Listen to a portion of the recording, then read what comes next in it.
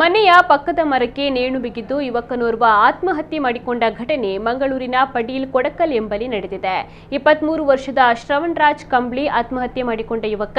ಖಾಸಗಿ ಸಂಸ್ಥೆಯಲ್ಲಿ ಕೆಲಸವನ್ನ ಮಾಡುತ್ತಿದ್ದ ಶ್ರವಣ್ ಶುಕ್ರವಾರ ಕೆಲಸಕ್ಕೆ ಹೋಗದೆ ಮನೆಯಲ್ಲಿದ್ದ. ಸಂಜೆ ವೇಳೆ ಮನೆಯಿಂದ ಹೊರಗೆ ಹೋಗಿದ್ದು ರಾತ್ರಿಯಾದರೂ ವಾಪಸ್ ಬಂದಿರಲಿಲ್ಲ.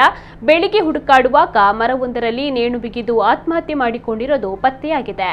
ಆತ್ಮಹತ್ಯೆಗೆ ನಿಖರವಾದ ಕಾರಣ ಏನೆಂದು ತಿಳಿದು ಬಂದಿಲ್ಲ. ಸ್ಥಳಕ್ಕೆ ಆಗಮಿಸಿದ ಕಂಕನಾಡಿ ನಗರ ಠಾಣೆಯ ಪೊಲೀಸರು ಪರಿಶೀಲನೆಯನ್ನ ನಡೆಸಿ ಪ್ರಕರಣವನ್ನು ದಾಖಲಿಸಿಕೊಂಡಿದ್ದಾರೆ.